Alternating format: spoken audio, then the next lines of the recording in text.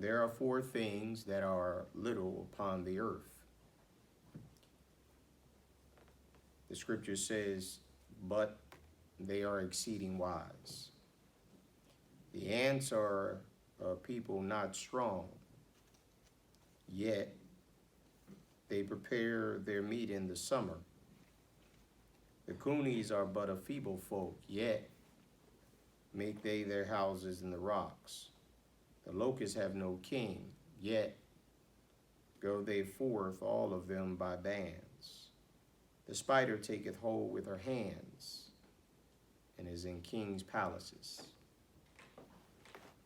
So right from the very beginning, Proverbs chapter 30, and when we consider the four things that are little upon the earth, but they are exceeding wise, the first three, the ants, the conies, the locusts,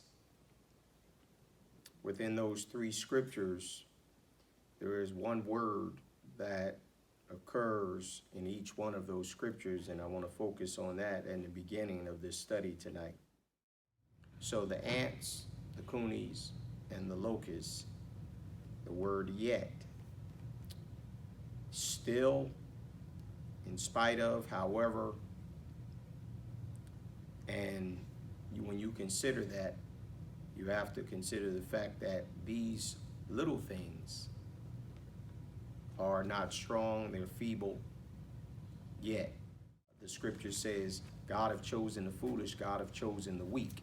So when God chooses the foolish and the weak things of the world, he's going to confound. When you confound, that means you can't understand. And then you are scattered.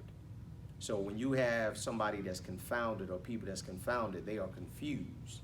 So in other words, when you see the ants, and they are not a strong people, yet they prepare their meat in the summer. So if you saw some ants, and again, you wipe them away, knocked over their housing or their sand hill, how is it that they came back? Some of the ants you might see, they might not have wings on the back of them. But then after you wipe the ants away, or even you sprayed them, they came back even more. They came back stronger. They came back with wings.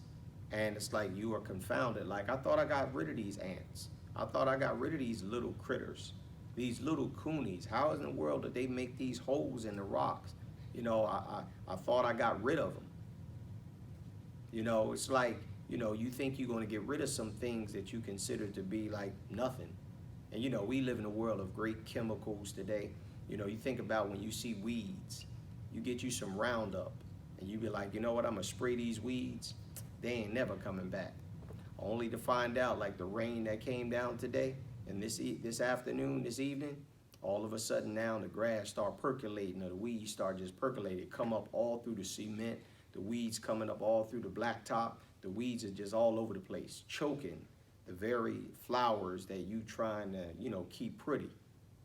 And so things that people see that are small or little, or things that are not strong, or things that are feeble, you're more prone to just wipe them away like it's nothing, only to find out there's a yet that comes. And then the scripture tells us that when they got confounded, they couldn't understand. So you and I, when we see small little things, and all of a sudden we thought we got rid of it, and then it comes back, and it comes back stronger, and it comes back greater, we are confounded. We're scratching our heads saying, like, wait a minute, I thought they was gone. I thought it was over for them. He says, if I come again, I will spare not. Sounds like he's going to use his authority on the people. Since ye seek a proof of Christ speaking in me. So right there in 2 Corinthians 13:3, it shows you that there are people that are talking about Paul, and they're saying humiliating things about him. They're looking at him as being weak in his body. His speech is contemptible. You don't need to listen to him. Don't pay him no mind. That's how they're looking at him. So Paul would, again, I say, he looked like an ant. And Paul, again, he looked like a coonie. Now, I'm using him, but above all, Jesus Christ, when Pilate saw Jesus, he would look at Jesus and say, is this the man? I mean, it's like he looking at Jesus like, are you a king? Because Jesus, according to the scriptures, he was of no reputation. Jesus, when you saw him, you know, there was no beauty in Jesus that we would actually desire him. He's despised, he's rejected, he's a man of sorrows. So when you hear those words, all of the people that's going to follow Jesus Christ cannot be of reputation. You're going to be despised. You're going to be rejected. You're going to be a person looked at contemptible, that, you know, you look weak. You look weak, your bodily presence. You don't look like anything. But they don't realize that there's a yet along with that weakness, because the scripture says, since ye seek proof of Christ speaking in me, which to you word is not weak, but is mighty in you. For though he, Jesus the Christ, was crucified through weakness, yet, there go that word again, he liveth by the power of God. For we also are weak in him, but we shall live with him by the power of God toward you. For though I would desire to glory, I shall not be a fool. For I will say the truth, but now I forbear, lest any man should think of me above that which he seeth me to be, or that he heareth of me, and lest I should be exalted above measure through the abundance of the revelations. There was given to me a thorn in the flesh, the messenger of Satan to buffet me, lest I should be exalted above measure. For this thing I besought the Lord three times, that it might depart from me. And he said unto me, my grace is sufficient for thee, for my strength is made perfect in weakness. Most gladly, therefore, will I rather glory in my infirmities, that the power of Christ may rest upon me. Therefore, I take pleasure in infirmities, in reproaches, in necessities, in persecutions, in distresses, for Christ's sake. For when I am weak, then am I strong.